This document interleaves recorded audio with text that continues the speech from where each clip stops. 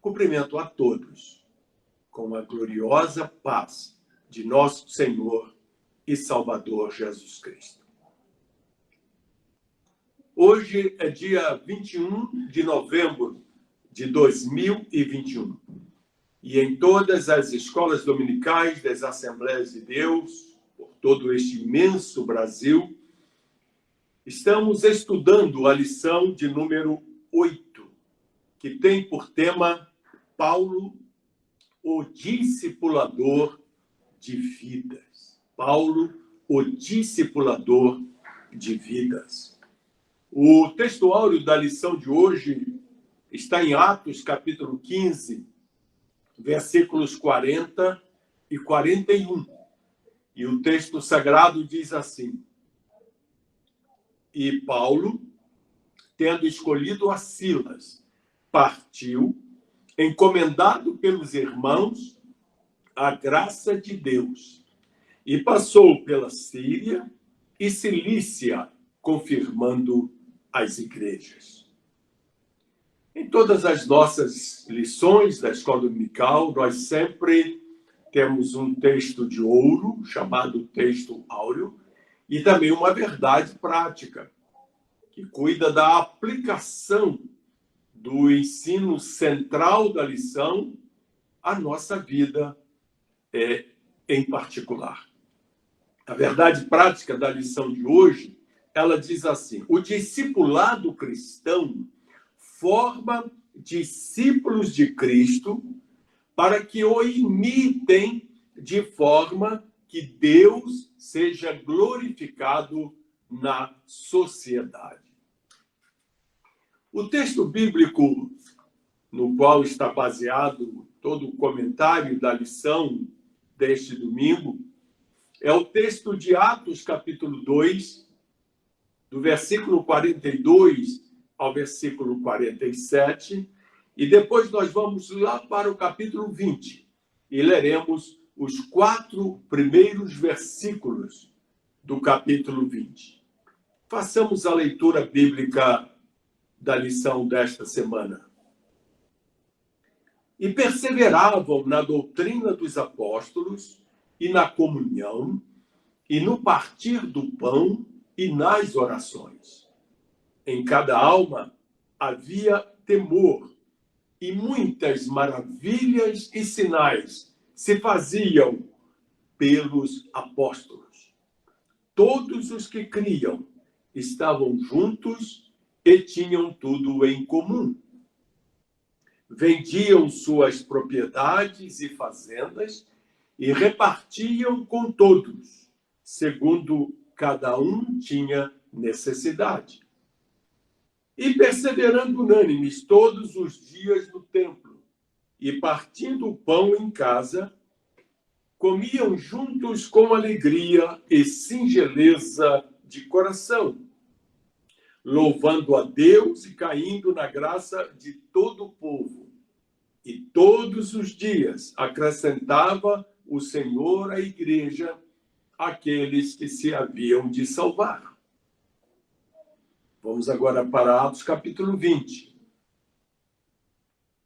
Depois que cessou o alvoroço, Paulo chamou a si os discípulos e, abraçando-os, saiu para a Macedônia.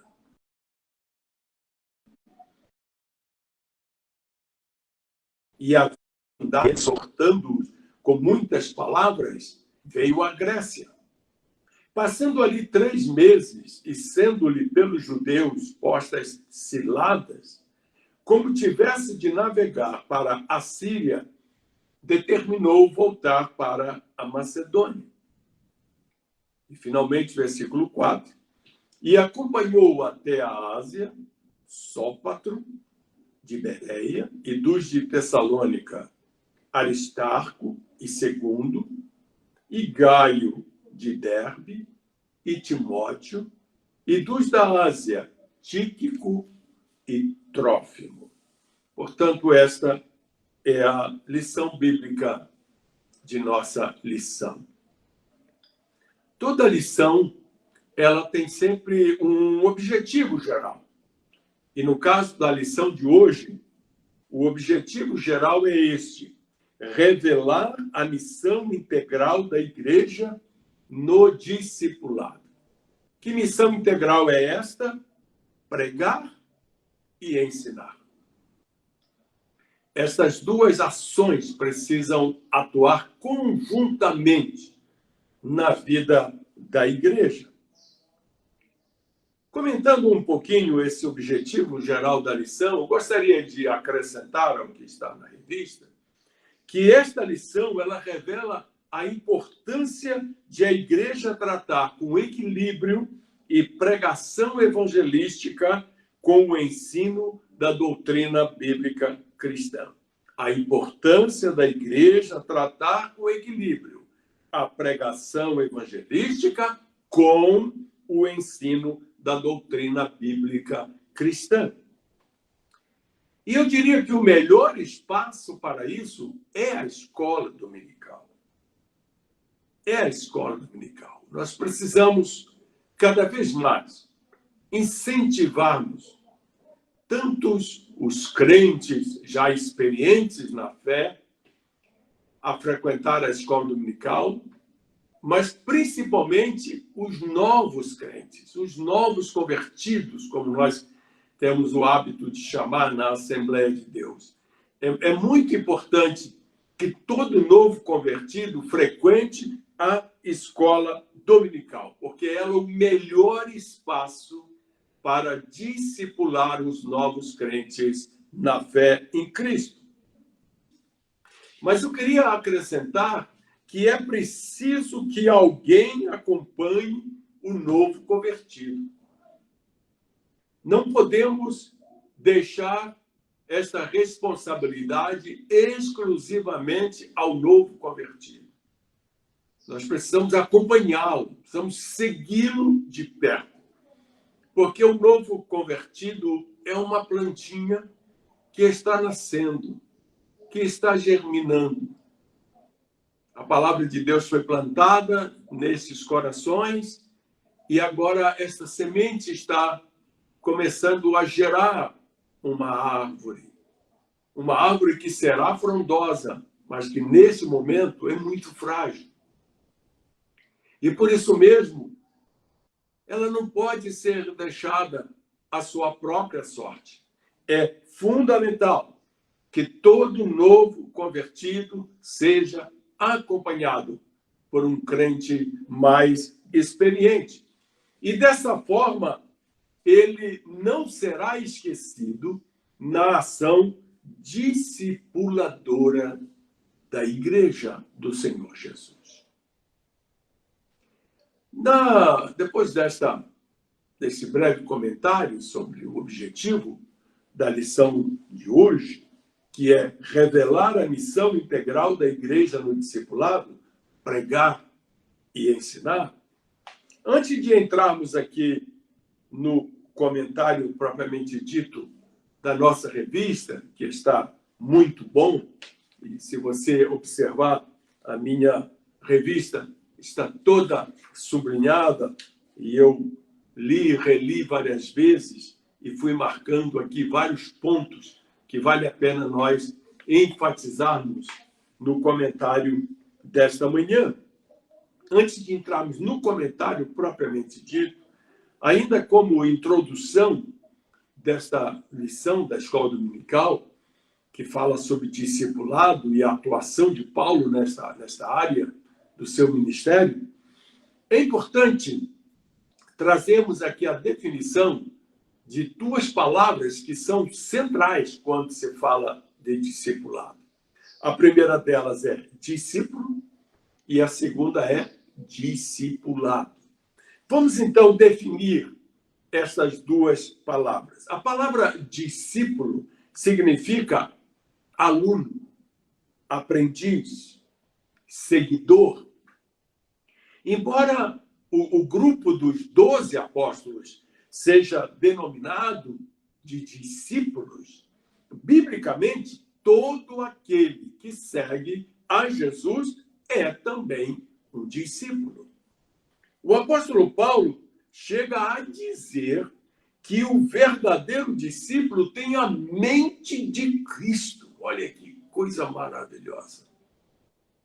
Eu até anotei aqui esse texto bíblico, onde Paulo fala sobre isso, na sua primeira carta aos Coríntios, no capítulo 2, versículos 15 e 16.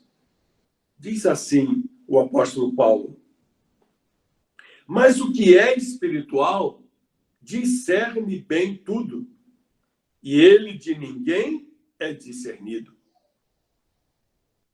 Porque quem conheceu a mente do Senhor para que possa instruí-lo? E Paulo conclui: mas nós temos a mente de Cristo. Que coisa extraordinária. Todo discípulo tem a mente de Cristo. No outro texto maravilhoso de Paulo, ainda escrevendo aos crentes da cidade de Corinto, está lá no capítulo 11, o primeiro versículo do capítulo, onde o apóstolo Paulo afirma o seguinte: sede meus imitadores, como também eu de Cristo. Quando Paulo diz isso, sede meus imitadores, como eu de Cristo, ele está nos dizendo que o discípulo deve agir como se fora o Senhor mesmo, como se fora o próprio Senhor Jesus. Esta é o melhor entendimento do significado da palavra discípulo. Mas nós temos a segunda palavra, que é o discipulado. O discipulado é o trabalho cristão efetuado pelos membros da igreja a fim de fazer dos novos crentes, e aqui estão incluídos crianças, adolescentes, jovens e adultos, fazer desses novos crentes autênticos cristãos, cujas vidas se assemelham em palavras e em obras, não só teoricamente, mas também na prática, as suas vidas devem ser semelhantes em palavras e obras ao ideal apresentado pelo Senhor Jesus Cristo. E este ideal é o próprio Senhor. Devemos imitar a Cristo em tudo aquilo que fazemos na nossa vida. E a respeito disso, eu gosto muito do que Paulo escreveu aos irmãos na cidade de Éfeso, a igreja de Éfeso. Está lá no capítulo 4 da carta aos Efésios, nos versículos 13 até o 16. Olha que texto maravilhoso das Sagradas Escrituras. Paulo diz assim, versículo 13: até que todos cheguemos à unidade da fé e ao conhecimento do Filho de Deus, a varão perfeito, à medida da estatura completa de Cristo, para que não sejamos mais meninos inconstantes, levados em roda por todo vento de doutrina, pelo engano dos homens, que com astúcia enganam fraudulosamente. E no versículo 15, Paulo continua ensinando aos irmãos em Éfeso: antes, seguindo a verdade em amor, cresçamos em tudo naquele que é a cabeça, Cristo. E ele conclui no versículo 16: do qual todo o corpo bem ajustado e ligado pelo auxílio de todas as juntas, segundo a justa operação de cada parte, faz o aumento do corpo para a sua edificação em amor. Maravilhoso isto, não é? Então, discípulo é aquele que segue, é o aluno, é o aprendiz, e o discipulado é a ação da igreja através da vida de cada um de nós. Não só pelas programações oficiais que os nossos pastores estabelecem em nossos cultos, mas também pela ação individual de cada crente, cuidando do novo convertido que lhe está mais próximo, ajudando a crescer no conhecimento e na graça de nosso Senhor Jesus Cristo. E então, feito esta introdução, vamos para a primeira parte da nossa lição. A nossa lição, ela está organizada, ela foi organizada pelo pastor Elienay Cabral, de Brasília, que é o comentarista deste trimestre, em 3 pontos importantes. O primeiro deles diz assim: Paulo e o discipulado bíblico. A segunda parte da lição fala sobre o discipulado e a missão integral de pregar e ensinar. E, finalmente, a terceira parte da lição, o pastor Elienay Cabral comenta para nós a respeito do discipulado com pessoas de outras culturas. Vamos, então, seguir o roteiro de aula que foi estabelecido em nossa revista. Falando, então, da primeira parte da lição, Paulo e o discipulado bíblico. A respeito deste tema, a nossa revista fala, em primeiro lugar, sobre o discipulado bíblico. Queridos irmãos, queridas irmãs e todos vocês que nos assistem pelas plataformas sociais da Assembleia de Deus do setor 70 do Belém, na região de Alphaville e Santana de Parnaíba, no interior de São Paulo. Veja bem, quando a revista fala sobre o discipulado bíblico, ela está dizendo que o princípio do discipulado na igreja primitiva, e aqui eu estou lendo o conteúdo da revista, baseava-se na ordem da grande comissão que Jesus deu aos discípulos por ocasião de seu aparecimento após a sua ressurreição e despedida.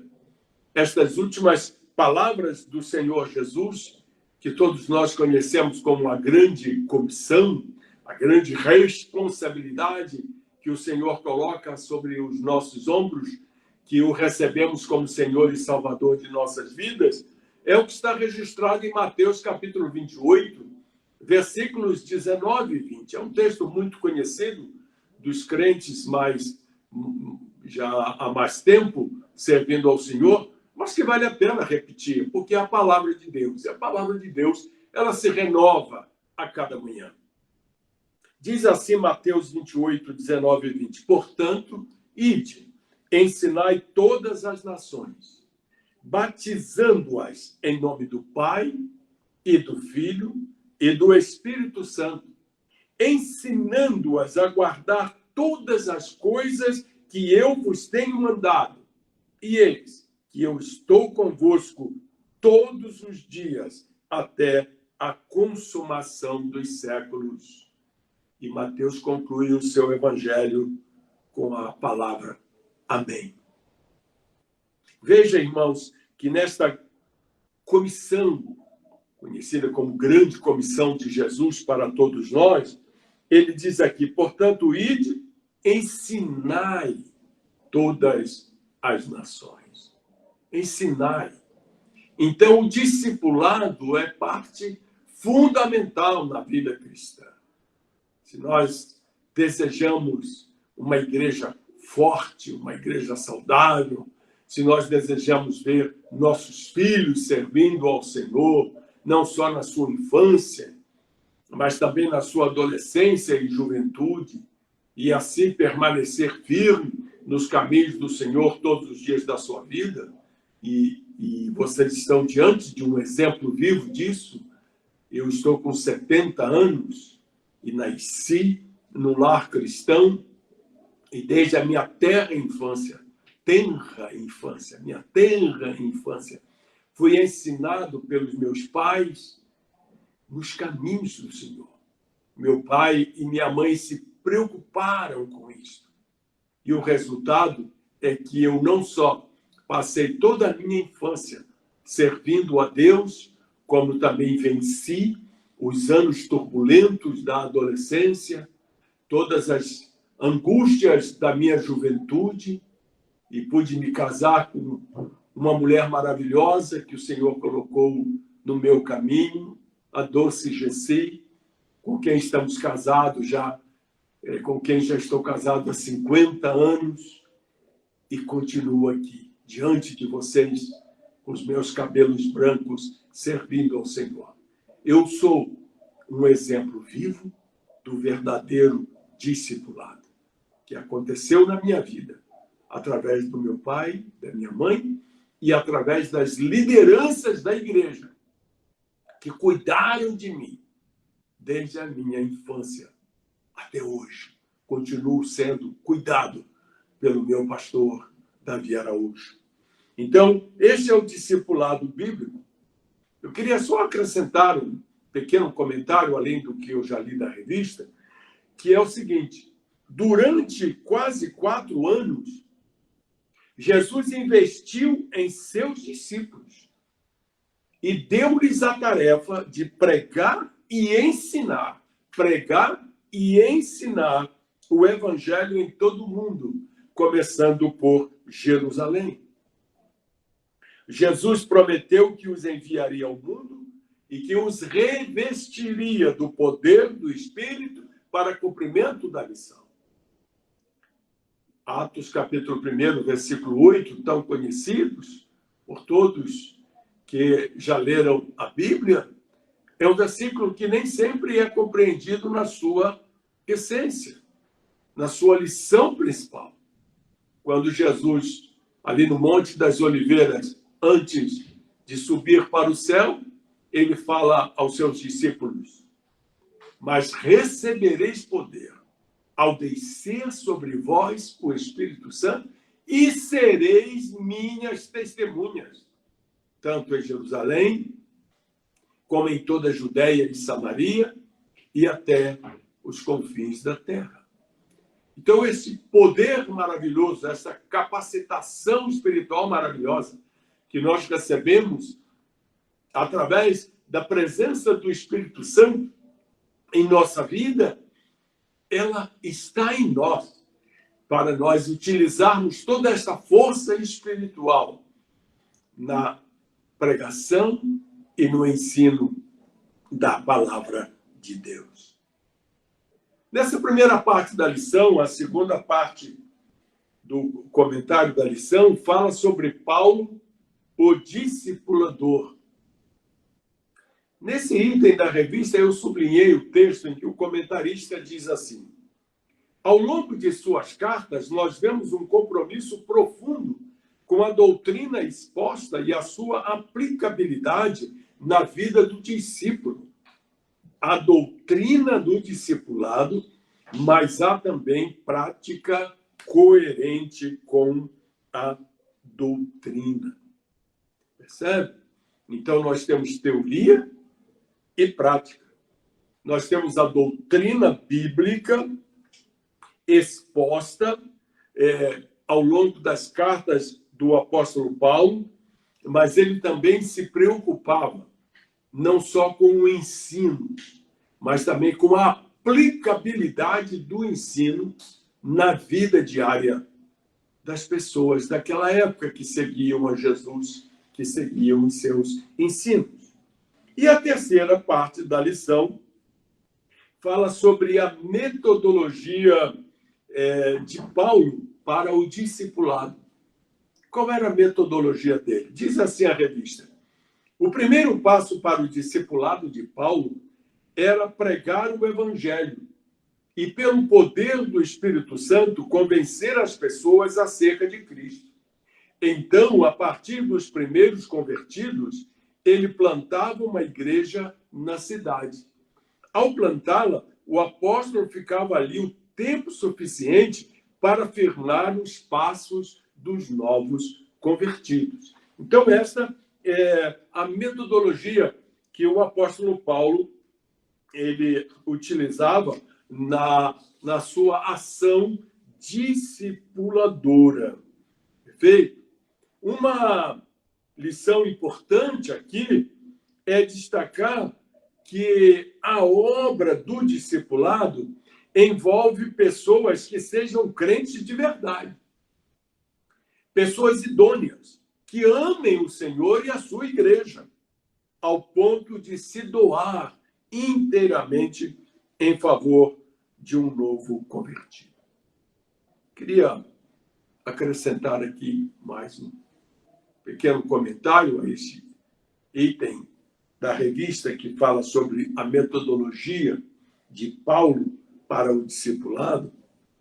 Eu queria acrescentar que a aula, como está acontecendo neste momento, através das redes sociais, e você me honra com a sua audiência, com a sua atenção, esta aula, ou a aula bíblica em geral, sempre é um ponto de encontro entre o mestre e o discípulo. Na verdade, isto se aplica em todas as áreas do ensino.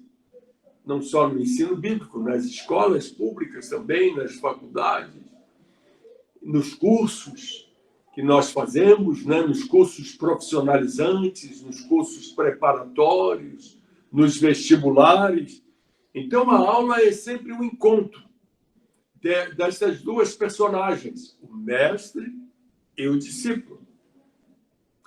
Na Bíblia, na palavra de Deus, nós vemos claramente que a relação entre Jesus e os discípulos, bem como, mais tarde, dos apóstolos com os discípulos, era sempre uma relação de mestre e discípulo, de mestre e aluno.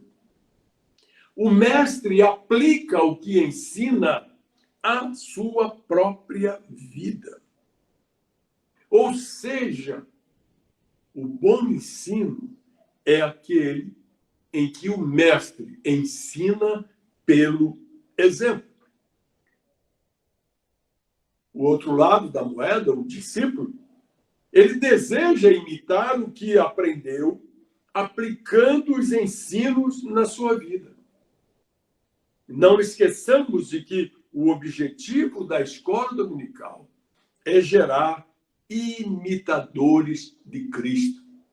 Já falamos sobre isso no início do comentário da lição de hoje, mas vale a pena repetir, enfatizar. O objetivo da escola dominical é gerar imitadores de Cristo. Na minha longa carreira ministerial, os momentos mais gratificantes que eu passo ainda hoje é quando eu me encontro com alguém que me recorda de uma mensagem que eu preguei há 30 anos atrás, há 40 anos atrás. E a pessoa até hoje lembra-se desta mensagem. E mostra como ela trouxe bênção para a vida dele. Ou quando me encontro com os meus ex-alunos das classes teológicas, onde ministrei muitos anos diferentes matérias da teologia bíblica e da vida cristã, e esses alunos, com tanto contentamento, sorriem para mim e contam as suas experiências de vida como imitadores dos exemplos de vida que eu citei nas minhas aulas. Isso é maravilhoso. Louvado seja o nome do Senhor. Dito isso, vamos em frente. Como diziam os antigos, vamos em frente, que atrás vem gente. E então, nós vamos chegar na segunda parte da nossa lição. A segunda parte diz, então, o discipulado e a missão integral de pregar e ensinar. É missão integral porque a pregação e o ensino caminham juntos. Às vezes, nós damos muita ênfase à pregação e pouca ênfase ao ensino. Às vezes, nós estamos em um culto de ensino e o que está fazendo uso da palavra, ao invés de ministrar uma aula, de ensinar, ele prega.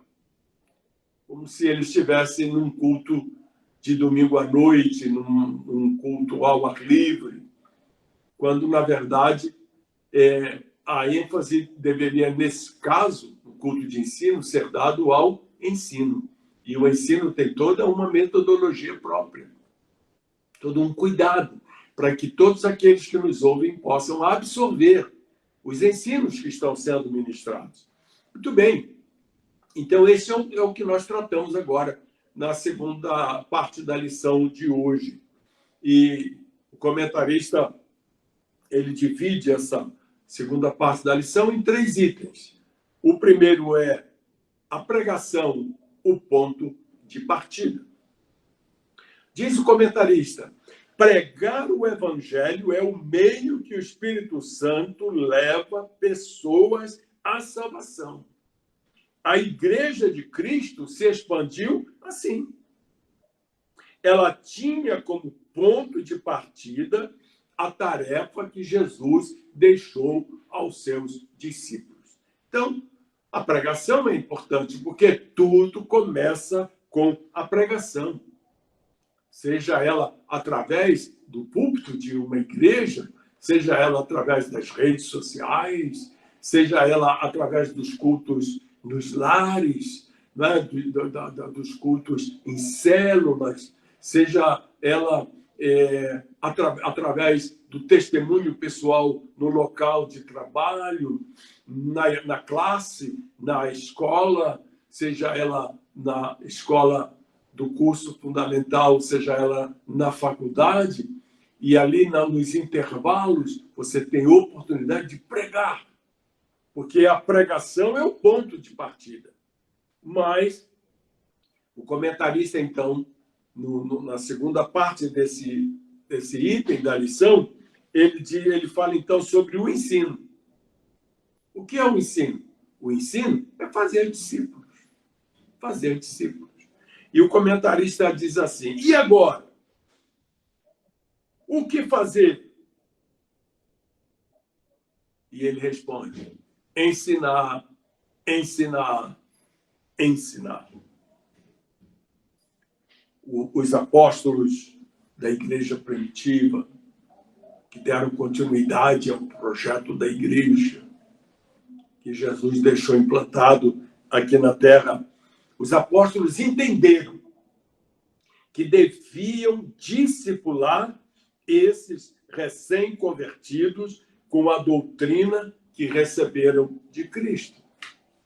Foi isso que nós lemos na palavra de Deus, no texto bíblico da lição de hoje, em Atos, capítulo 2, versículo 42, e perseveravam na doutrina dos apóstolos, e na comunhão, e no partir do pão, e nas orações.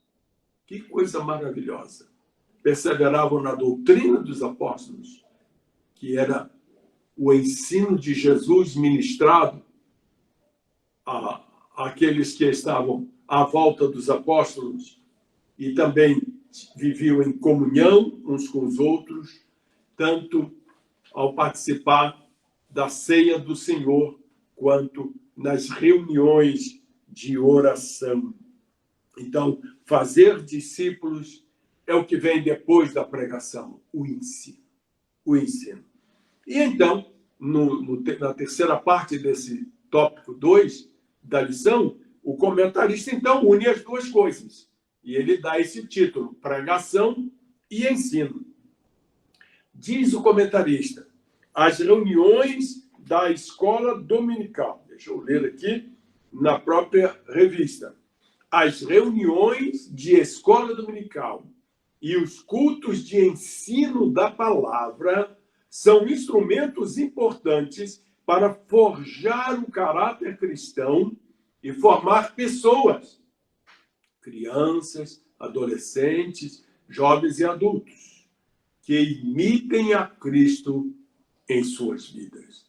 As reuniões de escola dominical e os cultos de ensino da palavra são instrumentos importantes para forjar o caráter cristão e formar pessoas que imitem a Cristo em suas vidas.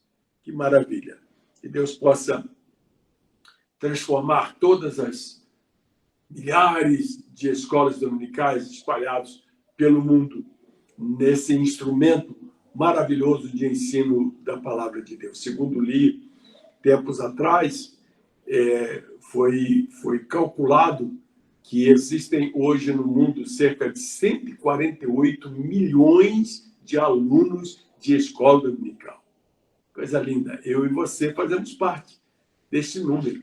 148 milhões, pelo menos. Eu diria até que é provável que já tenha. Depois que eu li essa informação, é provável até que tenha aumentado. Lá que já tenhamos hoje, por aí, mais de 160 milhões de alunos da escola dominical.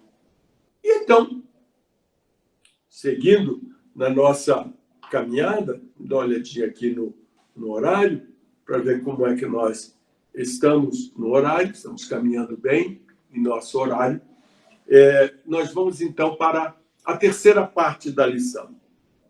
E a terceira parte, o comentarista trata sobre o discipulado com pessoas de outras culturas.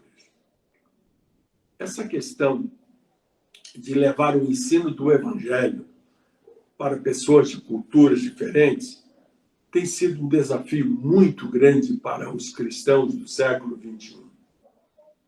Porque nós somos muito apegados à nossa cultura. O nosso jeito de ser, a forma como fomos ensinados. E muitas vezes nós cometemos o erro de achar que todas as pessoas, em toda parte, precisam seguir os nossos métodos, precisam seguir a nossa forma de nos apresentar. Pode ser até que alguns de vocês estejam me criticando por estar ministrando esta aula de manga de camisa e achem, não, para ministrar uma lição da escola dominical você precisa estar com paletó e gravata. Pode ser com paletó e gravata. Já ministrei muitas aulas com paletó e gravata. Mas nós temos que quebrar alguns desses paradigmas. Por que temos que ficar preso a essa cultura? Sendo que não há diferença entre estar aqui com o paletó por cima da camisa com uma gravata e estar sem o paletó e sem a gravata, mas decentemente vestido, não é? Com a roupinha limpinha, passadinha, não é? Cheirosinha, embora você não esteja sentindo daí. Muito bem. Então, esse item da lição é muito importante. Como tratar do discipulado com pessoas de outras culturas. Quando nós falamos em outras culturas, o primeiro pensamento que nos vem à mente é falar de Cristo para povos de outras nações. De outras nações. Que têm outros hábitos, que têm outras formas de viver, que falam outros idiomas, que vivem em outras regiões da Terra. Mas, na verdade, nós temos diferenças culturais à nossa volta, perto de nós.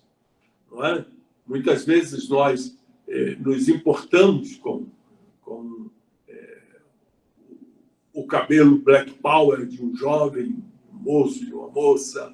A gente se incomoda com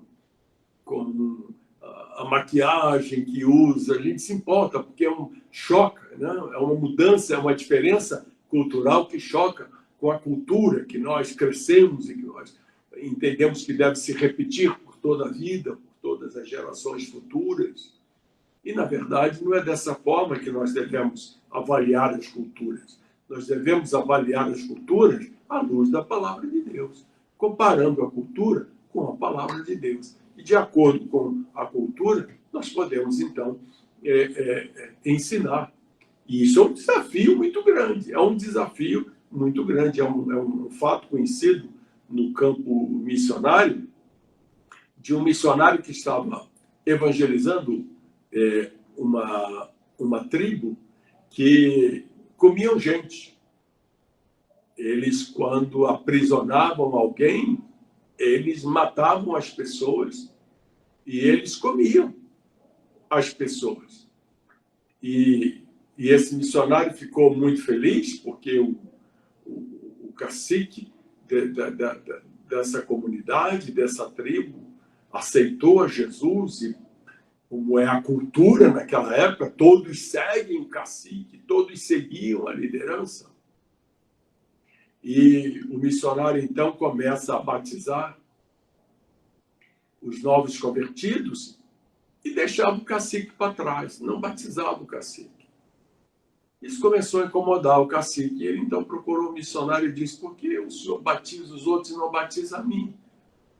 E o missionário disse: eu não posso te batizar porque você tem 3 esposas. E a Bíblia diz que o homem deve ser casado com uma esposa só. E o cacique saiu da presença do missionário muito triste. E tempos depois ele voltou a procurar o missionário lá no lugar onde ele ficava e disse para o missionário, muito feliz, sorrindo: missionário, eu já posso ser batizado. Já posso ser batizado. Eu agora só tenho uma esposa. E o missionário pergunta: e o que você fez com as outras 2 esposas? E ele respondeu: eu comi. Matei e comi as 2 mulheres. E agora eu tenho uma. Olha que situação complicada esse missionário se envolveu por ter dificuldade de lidar com culturas diferentes. Só um exemplo. Voltando aqui para a nossa lição, a lição fala, em primeiro lugar, a respeito deste assunto, discipulado com pessoas de outras culturas, que a pregação dos primeiros apóstolos, dos primeiros líderes cristãos, dos primeiros pregadores, foi a pregação para os seus próprios irmãos. No livro de Atos, nós percebemos que a pregação dos apóstolos era primeiramente direcionada aos judeus. Eles pregavam para os judeus. E quando a pessoa não era judia, eles discipulavam a pessoa a se tornar um judeu, se converter ao judaísmo, a seguir as práticas do judaísmo. E só então, agora que se torna um judeu e segue a lei e as práticas judaicas, ele poderia então se tornar um crente e ser batizado. Se tornar um crente em Jesus Cristo. Olha que situação difícil, que situação complicada. Então vejam vocês, o evangelho entre os gentios trouxe um grande desafio para a igreja que crescia. Vocês se lembram do que aconteceu com a experiência de Pedro na casa de Cornélio? Pedro teve muita dificuldade de seguir o conselho que o anjo deu a Cornélio em visão, orientando a chamar Pedro para ir à sua casa e explicar o evangelho. E é necessário, então, que Deus dê a Pedro aquela visão de um grande lençol descendo com animais imundos, e os judeus não comiam, e Pedro estava aguardando a hora do almoço na casa onde ele estava hospedado, e nesta visão ele ouve a voz do Senhor dizendo: Pedro, mata e come. E Pedro responde: Senhor, eu nunca comi animal imundo. Nunca comi animal imundo. Não é correto, segundo a lei. E a voz se repete, até que a visão termina, o lençol é recolhido na visão, e então Pedro é informado de que os mensageiros de Cornélio estavam lá embaixo, na porta da casa, aguardando ele descer do telhado, onde ele se encontrava orando, para receber a informação de que um anjo os orientou a levar Pedro até a casa de Cornélio. Pedro ficou com tanto medo que não foi sozinho. O texto de Atos, no livro de Atos, mostra que Pedro juntou algumas testemunhas, algumas pessoas para irem junto com ele. E quando chega lá na casa de Cornélio, o Espírito Santo desce sobre aquelas pessoas que estavam ali, a sua família e todos os seus vizinhos. E é uma bênção extraordinária. Depois que Pedro prega o Evangelho de Jesus, todos recebem o batismo do Espírito Santo. E mais tarde, Pedro cordão dobrado lá em Jerusalém com a liderança da igreja, por ter batizado pessoas que não eram judias. Então, vejam como foi difícil. Então, a pregação do evangelho no início da igreja era uma pregação voltada para os judeus. Porém, o plano de Deus era que o evangelho se expandisse a todas as pessoas. Quando Jesus ressuscita e fala aos discípulos, ele diz: ide e ensinai todas as nações. E quando Jesus fala nações aqui, ele não está falando no sentido geopolítico, das fronteiras do Brasil, das fronteiras da Argentina, das fronteiras da Rússia. Não é nesse sentido. A palavra grega é etnos, ou seja, etnias. Ide ensinai todas as etnias.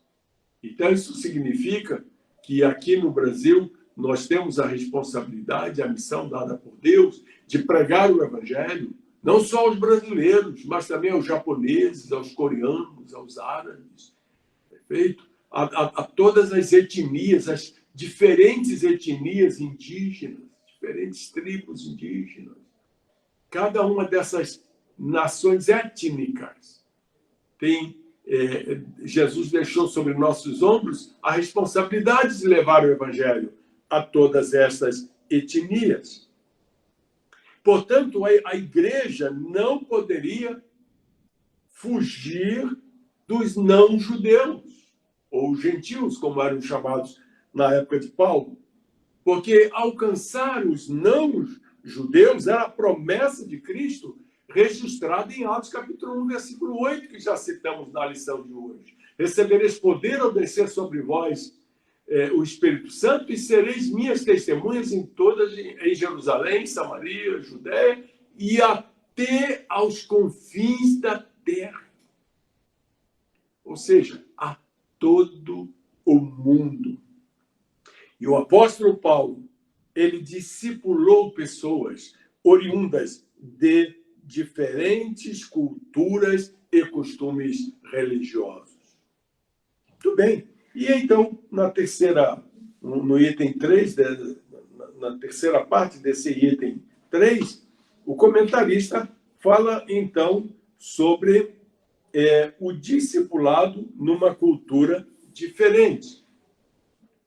E aqui eu vou deixar a nossa revista de lado um pouquinho, temos nos guiado por ela o tempo todo, mas eu gostaria de fazer um comentário extra revista da Escola Dominical. Que comentário é este a respeito desse tema, o discipulado de uma cultura diferente? Veja só, o cumprimento do mandato de Jesus de se fazer discípulos de todas as nações confunde-se com a história do cristianismo. Ao fazer missões, a igreja cresce. Aprendi isso com meu pai. Meu pai, ele falava muito isso. Ele dizia, uma igreja que não faz missões não cresce.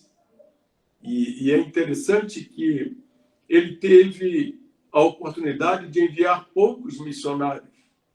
E quando ele percebeu que eram poucos os chamados, as pessoas chamadas por Deus para a obra missionária, na sua própria igreja local, ele pegou um avião e foi para os países africanos de língua portuguesa e passou algumas semanas lá, identificando obreiros locais que não tinham sustento para a sua manutenção e fazer a obra de Deus. Ele voltou de lá com uma lista de mais de 20 pastores locais dessas nações, com o compromisso da igreja em enviar mensalmente um sustento financeiro para que eles pudessem se dedicar de tempo integral à missão de pregar o evangelho aos seus irmãos. E ele fez isso durante muitos anos. E ele pôde, ainda em vida, antes de passar para a eternidade, ele pôde ver os frutos desse seu amor pela obra missionária. Então, ao fazer missões, a igreja cresce. Ao longo da história, nós tivemos vários períodos distintos e muitos nomes se destacaram como homens e mulheres de valor. Eu pedi carona aqui ao pastor Bertil Edson, um grande amigo e um profundo conhecedor de missões, para tirar algumas citações do seu livro História de Missões. Perdão. E nesse livro, História de Missões, o querido amigo pastor Bertil Ekstrom, ele cita uma longa lista desses homens e mulheres de valor que se destacaram através da história. E ele diz em seu livro algumas partes que eu destaquei para apresentar a vocês. Após a reforma religiosa de Martinho Lutero, surgiram alguns grupos que tentaram reiniciar missões protestantes. Então, a igreja começou a sua história, a sua existência com muito entusiasmo e uma ação evangelizadora extraordinária, de tal forma que nos primeiros 100 anos da existência da igreja, o evangelho já tinha chegado a todas as partes conhecidas do mundo, a todos os povos conhecidos do mundo. O evangelho se espalhou pelo mundo inteiro. Mas depois desse período de crescimento, a igreja começa a se institucionalizar. E com a institucionalização da igreja, ela se torna uma única igreja, e essa igreja ela passa a exercer um poder político muito grande, uma influência muito grande junto aos governantes, e essa liderança religiosa leva até alguns governantes a impor a fé cristã aos pagãos, às pessoas que seguiam outros deuses, que tinham outras práticas religiosas, e as pessoas eram obrigadas a se tornar cristãos para não morrerem. E isso trouxe um prejuízo enorme, porque o que Deus espera é que as pessoas sejam transformadas pelo poder do Evangelho. Paulo, escrevendo aos Romanos, ele diz: não me envergonho do Evangelho de Cristo, pois é o poder de Deus para a salvação de todo aquele que crê.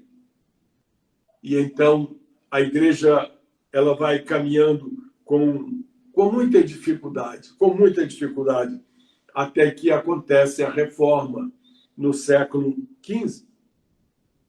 E então surgem movimentos missionários extraordinários pelo mundo afora. O pastor Bertil, ele cita alguns deles, como, por exemplo, os puritanos, no século XVII. Esse nome ele é originado da vontade de purificar-se dos resquícios católicos romanos.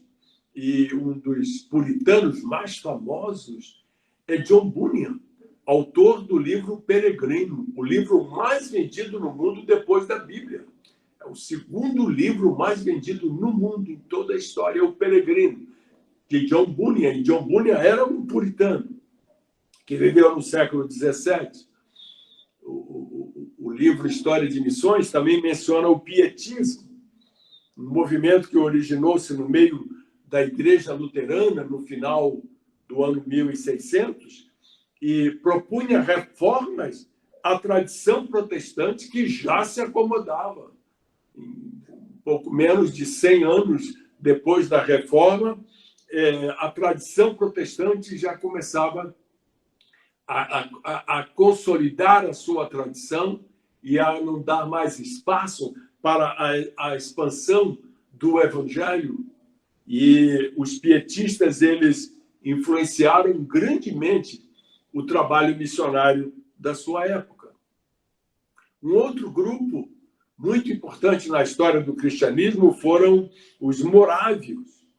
Os morávios, eles são os maiores exemplos dos movimentos missionários até hoje. Vejam só vocês, de cada 60 membros da igreja moraviana, um era missionário. E esses missionários foram enviados aos 5 continentes do mundo. Os morávios foram liderados pelo conde Zanzendorf, que viveu de 1700 a 1760. E então, a partir do ano 1750, século XVIII, tem-se início o período conhecido como missões modernas. Missões modernas. E os 2 nomes mais famosos desta época, também chamado como Primeira Era de Missões Modernas, são William Carey e Hudson Taylor. Carey é conhecido como o pai das missões modernas. Em 1792, ele publicou um livro sobre a responsabilidade dos cristãos usarem meios para a conversão dos pagãos, e esse livro influencia vários líderes posteriormente. Foi ele quem disse essa famosa frase: espere grandes coisas de Deus, tente grandes coisas para Deus. Ele fundou a Sociedade Missionária Batista e seguiu para a Índia. Ele era inglês, britânico. Ele desenvolveu um dos mais expressivos ministérios missionários. E uma frase famosa de William Carey foi quando ele disse assim: não fale de William Carey, fale sobre o Salvador de William Carey. Uma outra frase famosa de William Carey, que até hoje é utilizado como ilustração pelos missionários que estão atuando em todo o mundo ao buscar o apoio das igrejas locais, é quando ele diz assim: a Índia é uma mina de ouro, eu vou descer e cavar, mas vocês devem segurar a corda. E muita gente usa essa ilustração de um homem descendo por um poço com alguém segurando a corda para que ele possa ir lá embaixo. E isso nasceu no coração de Carey. O outro nome foi Hudson Taylor. Hudson Taylor viveu de 1832 e faleceu, nasceu em 1832 e faleceu em 1905. Ele era filho de um farmacêutico e ainda na Inglaterra ele abdicou do conforto da sua família e em 1853 ele viajou para a Índia. Ele foi pioneiro no que é chamado na história de missões de fé. Missões de fé. Ele organizou a missão para o interior da China e ele muda o conceito até então não percebido por seus antecessores, que as necessidades do povo do interior dos países, não apenas missões no litoral, porque a obra missionária era toda feita no litoral dos mares, dos oceanos, nas cidades litorâneas. Você sabe que a Assembleia de Deus no Brasil foi assim. Começou em Belém do Pará e veio descendo o Oceano Atlântico. E só mais tarde é que avançamos para o interior do país. Isso era uma prática recorrente no mundo do século XIX e início do século XX. Então, Taylor foi quem mudou esse conceito e mostra a necessidade de nós levarmos o evangelho para o interior e não apenas para os povos do litoral. E o segundo conceito maravilhoso que ele deixou para nós é a vida pela fé no ministério. Você exerceu o ministério pela fé. Ele destacou-se também pelo grande amor pelos chineses e o intenso desejo de se identificar culturalmente com o povo. E eu queria concluir esse item que fala sobre o discipulado numa cultura diferente, citando mais alguns nomes importantes na história da missiologia no mundo. Um deles é John Wesley. Todos nós conhecemos o John Wesley e o seu irmão Carlos Wesley, dois grandes pregadores ingleses. E em 1732, John Wesley, ele foi enviado para a colônia da Geórgia. atual estado da Geórgia, nos Estados Unidos. E ele foi enviado aos Estados Unidos para esta colônia da Geórgia para evangelizar os índios que viviam ali. Um outro missionário que se destacou muito foi Robert Morrison. Ele viveu de 1782 até 1834. E ele foi o primeiro tradutor da Bíblia para o chinês. Foi missionário na China e o primeiro a traduzir a Bíblia para chinês. Outro nome de grande destaque foi Adoniran Judson. Adoniran Judson viveu de 1788 até 1850. E ele foi missionário na Índia e na região da Birmânia. Depois nós temos o Robert Moffat, que viveu de 1795 a 1883 e foi pioneiro em missões na África do Sul. Foi ele que levou o evangelho para o sul da África, do continente africano. Outro missionário que atuou na África de grande destaque foi o médico David Livingstone.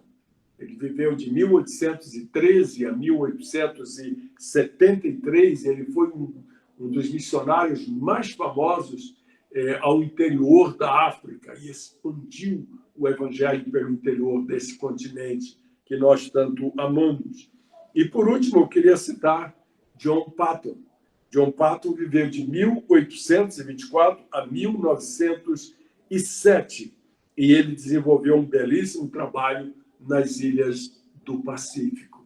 E foi assim que o evangelho chega aos nossos dias com o testemunho cristão espalhados pelo mundo. Para a tristeza do nosso coração, a região menos evangelizada do mundo hoje é exatamente a região onde o evangelho começou, no Oriente Médio e norte da África. Menos de 3% da população desta região do mundo, entre mais de 450 milhões de habitantes, são seguidores do Senhor Jesus. É um dos lugares mais inóspitos, mais difíceis para pregar o evangelho, porque quando uma pessoa aceita Cristo como Salvador nesta região, ele é condenado à morte pela própria família. E se ele não se cuidar, ele é envenenado pelos próprios pais e pelos seus irmãos. Além de ser também agredido fisicamente e morto, degolado, por causa do evangelho do Senhor Jesus. E exatamente ali onde o evangelho começou, onde nos primeiros 100 anos, toda aquela região tinha sido alcançada pelo evangelho e havia igrejas maravilhosas se formando ali. E nós vamos então chegando à conclusão da lição de hoje. E eu queria concluir a nossa lição sobre o apóstolo Paulo e Paulo como um discipulador de vidas, exemplar para todos nós que seguimos a Jesus hoje, no século XXI. Eu queria concluir esta lição com a citação da primeira parte do versículo 16 de João, capítulo 15. E neste texto, o apóstolo João registra as seguintes palavras do Senhor Jesus Cristo. Disse Jesus: não me escolhestes vós a mim, mas eu vos escolhi a vós e vos nomeei para que vades e deis fruto, e o vosso fruto permaneça. Que coisa maravilhosa. O amor de Cristo por seus discípulos é um amor com propósito. Gostei muito desta frase. O amor de Cristo por seus discípulos é um amor com propósito. Ele nos chamou a dar fruto para a glória de Deus. Em outras palavras, o seu amor não é um amor meramente sentimental. mas ele tem um compromisso maravilhoso de glorificar a Deus. Se havemos de amar uns aos outros como Cristo nos amou, certamente iremos compartilhar os objetivos de Jesus para conosco. Que objetivos são esses? O bem espiritual dos nossos amigos e a glória de Deus por meio da alegria deles no Evangelho. Que Deus abençoe a nossa vida grande e maravilhosa.